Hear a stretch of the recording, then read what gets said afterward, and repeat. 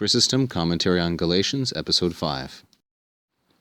Hupage opiso mu, satana skandalon mu kai palin alahu, akmein kai humes asunatoi este. Here now we have the quote, which was mentioned in the previous episode, Hupage opiso mu satana skandalon mu This is from Matthew 16:23. And we also have the quote that Chrysostom takes from another part of Matthew, namely chapter 15, verse 16, Akmein kai humes asunatoi este. This is given as an example of how the good teacher alternates between stern and gentle words. In the previous episode, we saw how it is that Christ, in response to Peter's declaration, says, Makarios blessed are you, Simon, son of Jonah, Simon Bar-Jonah. And now he says, Hupage, get behind me, satana. Hupage is an imperative, second singular, present, imperative, active. It is from the verb ago, and more particularly, hupa, ago, hupage, it means go, and opiso here is a preposition. As you can see, it takes the genitive. Get behind me, satana. Satana would be in the vocative if it were declinable, but it's not. It's an Aramaic word brought into Greek. Get behind me, skandalon mu You are, that's a, second singular of misum, you are my stumbling block. Skandalon here is in the neuter, singular, and nominative.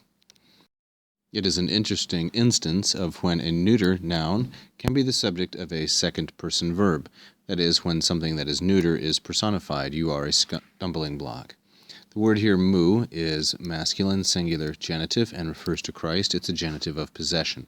You are the stumbling block of me, my stumbling block. And, again, elsewhere, now the word pollen here is an adverb. It gives us the English word palindrome, something that is spelled the same way, whether you go this way or that way. Radar is a common example. Pollen means again or back. And again in another place, and alahu is also adverbial. You can see the form allos there, which means other, and the hu ending here means in another instance. And so here we have another quotation. This one from Matthew chapter 15. And in another place, this one, akmein kai humes asunatoi este.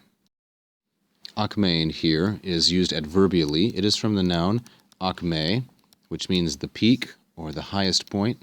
It is like the English word acme, and it means finally, at last, still at this point. It would be roughly equivalent to the Latin tandem. Do you still, even, akmein? It is an adverbial accusative.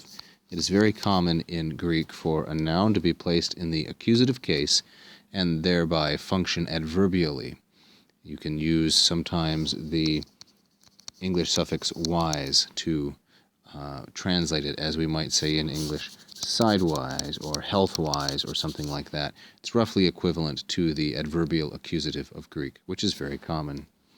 Even at this point, humes asunatoi este, are you still not understanding?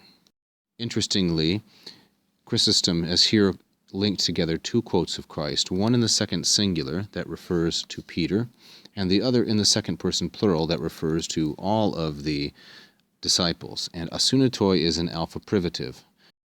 Sunatoi, from sun iemi, means to understand or to be wise, and asunatoi means not to understand. Do you also not understand?